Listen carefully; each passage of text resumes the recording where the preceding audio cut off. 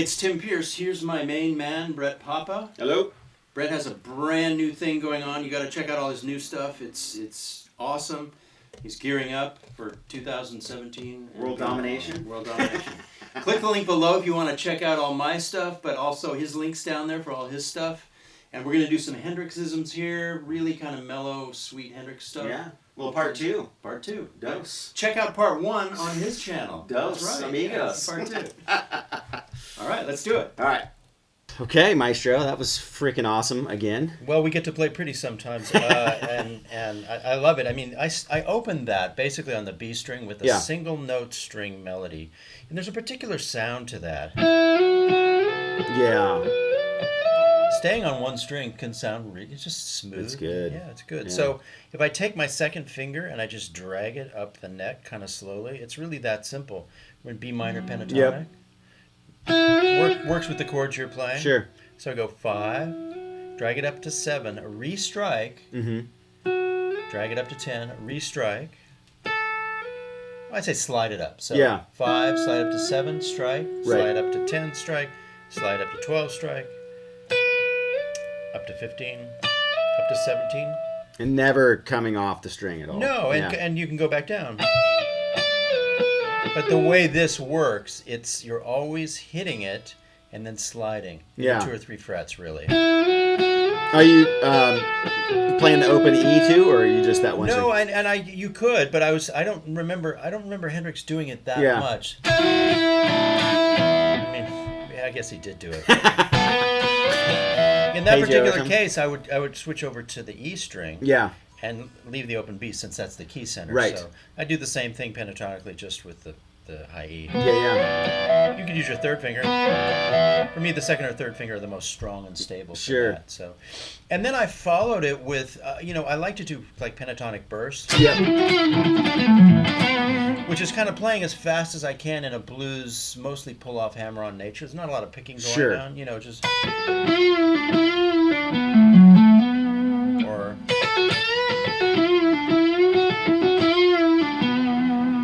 Just short little phrases that are connected that are very legato because it's mostly left hand. For instance, we might have 7, 10, 7, 9. Pull up, drop back down, 7, 9. And then slide down here from 9 to 7. Sure. Maybe that. Yeah. Hendrixy. And then with the chord changes that you're playing, but before you resolve and go back to the tonic, to me it's very Hendrixy to do the fourth interval. Oh, right. You're either here. Yeah. So he did that prominently in a couple of places on All Along the Watchtower. Yep. It's like a. So good. It's probably classical, really, because it's 4-1. You're basically going. Yeah. Right. Yep. So you're going. Well, he does that all the time in his music too. So many songs of his do that interval too. Right. And then one thing I didn't do that you're kind of doing in your rhythm is this. Yeah.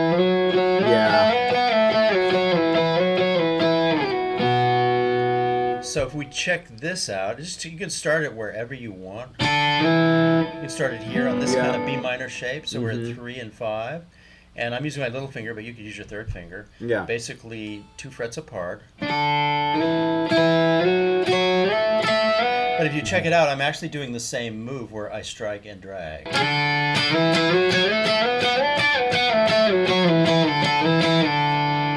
It's the same thing I did. Yep. But with 2. That was cool. It's a double stop. So. Right, and then this like in Watchtower, this is a really cool song for that unison kind of. Oh, totally clean like this, and it's really because of the delay. It really kind of melts with the delay on it. Yeah. It's also with clean tones the double stops and like the real kind of R&B stuff, Steve Cropper style, which they all shared. Hendrix had it too. So these really pretty double stops where you'd bar at 10, 2 strings, go up to 12 and back down, and then come here to match the scale notes. So that's like that position 2 or whatever. You might land here. You might go. Oh, that's a good one. I like that. And you might go. So, if you took those chords in the progression, how might you play the progression with those kind of double stops? Right.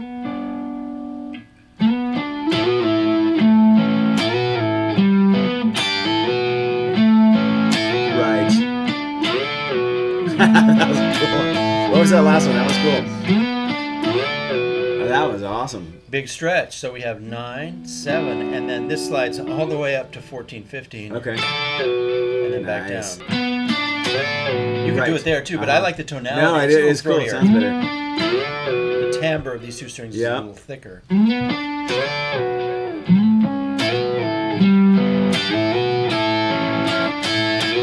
You put 3 notes together. Right. He does that a lot, right? That suspended. Yeah. And those chords where it's... Oh, yeah. He's leaving out the third. 9th, yeah. Yeah. And then, of course, the same kind of double stop treatment that we did in the other one. But you almost see the D major pentatonic being enacted here. Oh, sure. Even though you're playing in B minor, yeah. It's like a D major chord right here. Pieces of it. And he would do that, but it sounds country in another context, but it doesn't sound country when he does it. Yeah, over those chords.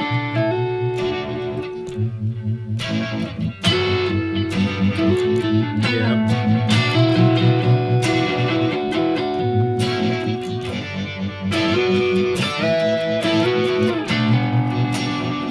That's awesome. And then when it's something pretty like that, I like to do a burst of bluesness. Yep. And then come back to the prettiness. Yeah. It's got that emotional thing. Yeah. Right?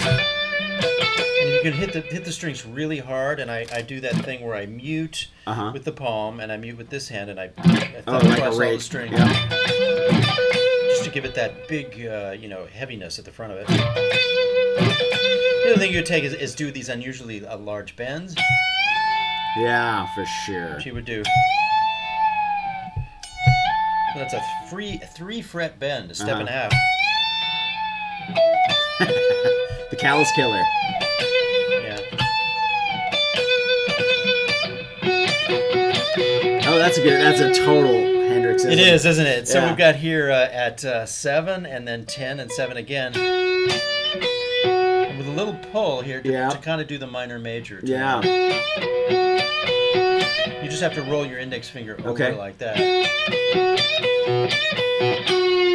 Oh, that's good stuff right there. Long bends.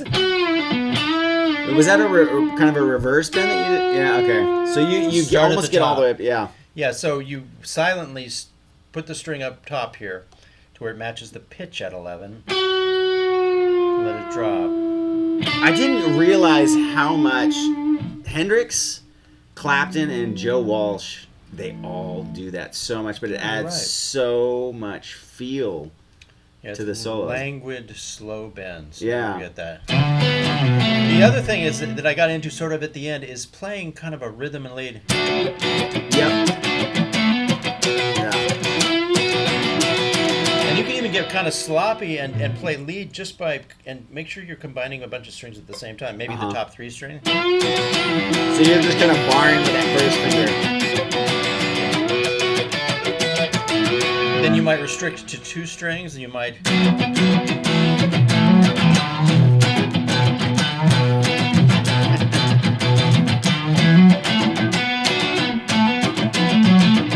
And that comes to, that you just have to be able to mute all the dead strings. It's not that hard to do.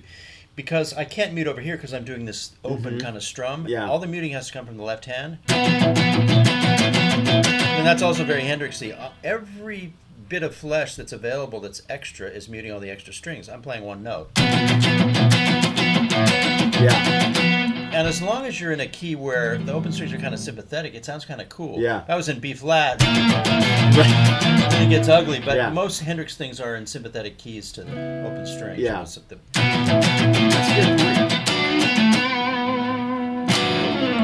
Nice. I never really thought about that. That's some good stuff. Sweet.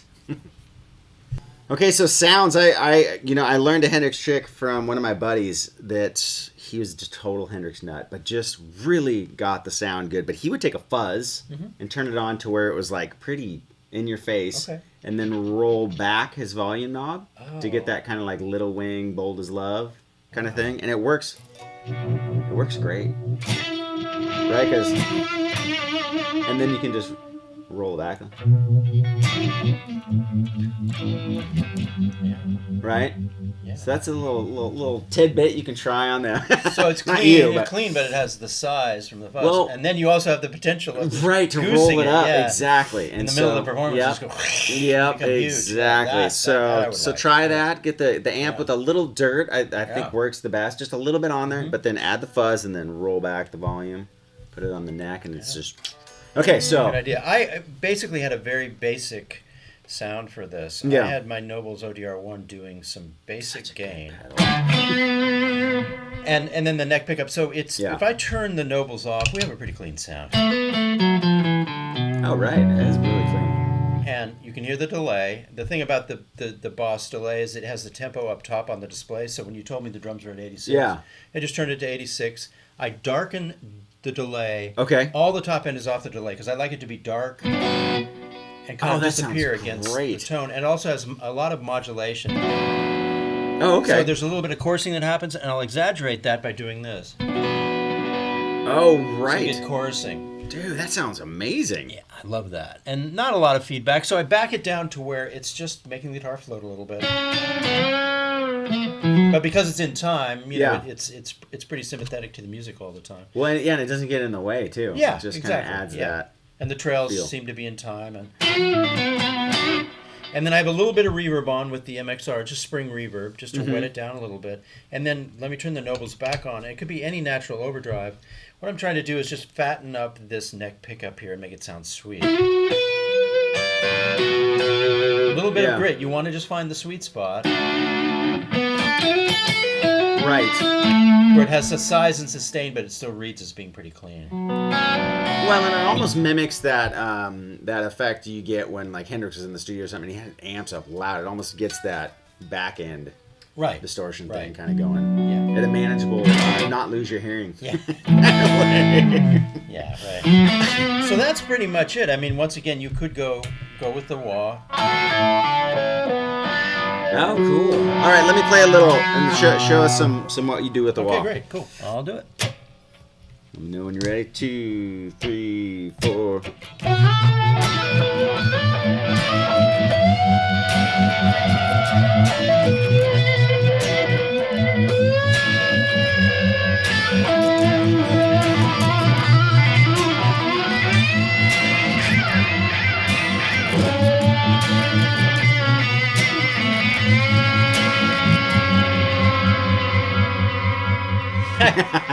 I snuck up the delays because I wanted to. That sounds awesome, though. But you know, another thing that so with heavy delays, you wouldn't want the whole solo to be like that. Sure. But maybe you'd have a couple of delays set up, and you would do some of it real heavy and some of it light. I think this actually has 2 settings.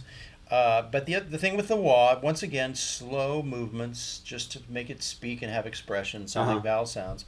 And then playing wise, the other thing I wanted to mention is it's going to the 9th above the tonic a lot. Oh, okay.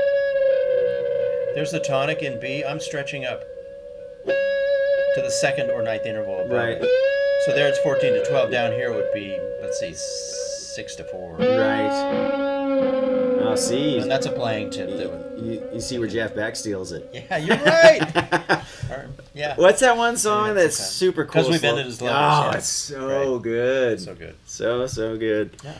Well, thank you once again. Welcome.